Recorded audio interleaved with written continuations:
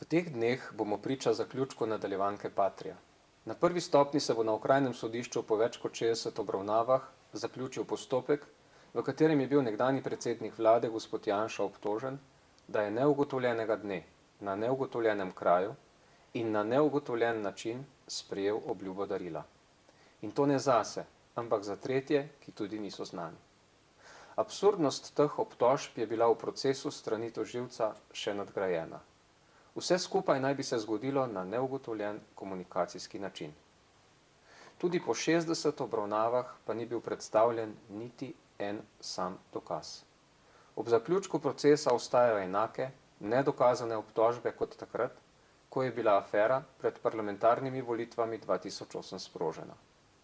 Proces je po vsebini in načinu vodenja tipičen politični proces, kot smo jih poznali v totalitarnih režimih.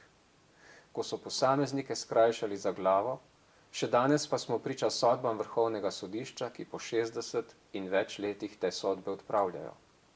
Ravno lani spomladi je bila izdana sodba Vrhovnega sodišča, ki odpravlja sodbo bivšega režima, po kateri je bil nekdo obsojen brez kakršnih koli dokazov, ob podobnih ali skoraj identičnih podmenah, kot v procesu, ki teče proti gospodu Janši. Se bo po več kot 60 letih ponovila človeška in pravna sramota? In to v demokratični državi? Proces Patria namreč poteka tako dolgo samo zato, da se s potekom samim in časom trajanja v javnosti ustvari percepcija o zahtevnosti dokazovanja. Glede na videno pa bi lahko bil zaključen po eni ali dveh obravnavah. V vsaki normalni pravni državi takega procesa ne bi bilo. Ne bi ga smelo biti. V normalni pravni državi obstajajo mehanizmi, ki preprečujejo obtoževanje in sojenje brez dokazov. In kljub temu se ne morem znebiti občutka, da je bila obsodilna sodba glede Janeza Janše že napisana. In to pred začetkom izvajanja dokazov na sodišču. Dokazov, ki jih ni in tega tožilec niti ne skriva. Z besedo samo ni javnosti pojasnil, česa konkretno je pravzaprav Janša obtožen. Kakšno naj bi bilo to darilo, katerega obljubo naj bi za druge sprejel, in to neugotovljenega dne, na neugotovljenem kraju in na neugotovljen komunikacijski način.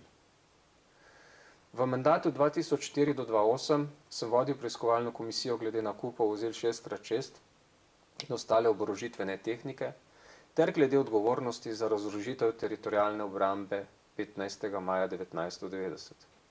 Državni zbor je poleti 2008 sprejel poročilo komisije, ki govori o tem, da leži največja odgovornost za razorožitev nekdanje teritorialne obrambe, ki se je zgodila maja 90 na takratnem predsedstvu Republike Slovenije, ki ga je vodil Milan Kučan, in da se je oborožitvena tehnika v obdobju vladavin LDS-a kupovala z neposrednimi naročili, brez javnih razpisov, za ceno, ki je bila z dodatki k pogodbam več kot podvojena, tudi potrojena. Ugotovljeno je bilo, da zbrani dokazi kažejo na to, da je šlo tudi za sume kaznivih dejanj. In kljub temu, da je bilo poročilo poslano tožilstvu, do danes ni bil sprožen niti en sam postopek. Pa gre za konkretna, določljiva dejanja, znano je, kdaj so se zgodila, kje, na kakšen način in med katerimi akterji. V primeru Patria pa smo priča obtožbam in procesiranju nedolžnih, in to brez dokazov, in na drugi strani opustitve obtožb tistih, ki pa so denar od Patria očitno dokazano prejeli. Zakaj se torej to dogaja? Prvič zato, ker je privilegirani državni dobavitelj, sistemska tehnika oziroma njen lastnik takratni Viator Vektor, izgubil posel z 8-kolesniki, ki ga je imel brez javnega razpisa zagotovljenega, ker je podpisal pismo o nameri o dobavi 8-kolesnikov v času bivše Ropove vlade, dober mesec pred volitvami leta 2004. In drugič zato, da bi režim zavaroval tiste, ki pa so se pri poslu očitno dejansko okoristili. Kaj ima nek slikar zasvetovati pri nakupu oborožitvene opreme, vas vprašam? Dobi $500 000, vsi to vedo, proces proti njemu pa bo očitno voden tako, da bo zastaral. V primeru slikarja je znano vse, tako dan, kraj in način prejema, ne obljube darila, pač pa konkretnih sredstev. In kljub temu doslej ni sedel na nobeni, ne na 60 obravnavah, Namesto njega pa teče popolnoma politični proces brez vsakršnih dokazov. Zakaj? Zato, ker je bila prva Janševa vlada tista, ki je prekinila z dotedanjo netransparentno prakso nabav oborožitvene tehnike. Za Patrie je bil namreč objavljen mednarodni tender. S tem pa je postalo brezpredmetno pismo o nameri z dne 20.8.2024, ki sta ga sklenila Mors in Viator Vektor za dobavo 8 kolesnikov Krpan. Dober mesec pred parlamentarnimi volitvami je takratna Ropova vlada želela brez razpisa, brez preverbe cene, tehničnih karakteristik in ostalega zagotoviti posel z 8 kolesniki strankarskemu kolegu, ki je bil takrat lastnik Viator Vektorja in sistemske tehnike, katere državni delež je dobro leto pred tem za bagatelno ceno kupil od države. Mors pod vodstvom ministra Erjavca pa je v letu 2005 objavil mednarodni javni razpis, 5 interesentom poslal tender, dobil 2 ponudbi in izbral najugodnejšega ponudnika, ki je bil najugodnejši po vseh kriterijih.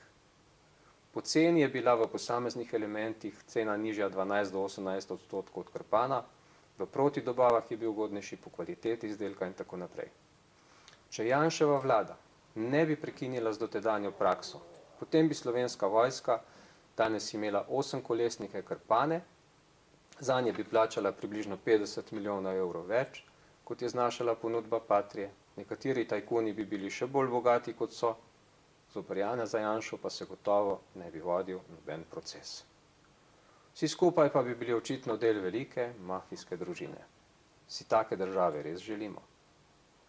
Slovenija je že nekaj časa samo formalno pravna država. Preprodajalci mamil, ki so jim dejanja nedvoumno dokazana, odkorakajo na prostost, obtoženo, ki bi morala pred mesecem ali 2 nastopiti prestajanje zaporne kazni, vtaknejo v nezakoniti pripor. Druga 2 obtožena v isti zadevi sodišče na prestajanje kazni pozove šele po javnem revoltu zaradi prve zadeve.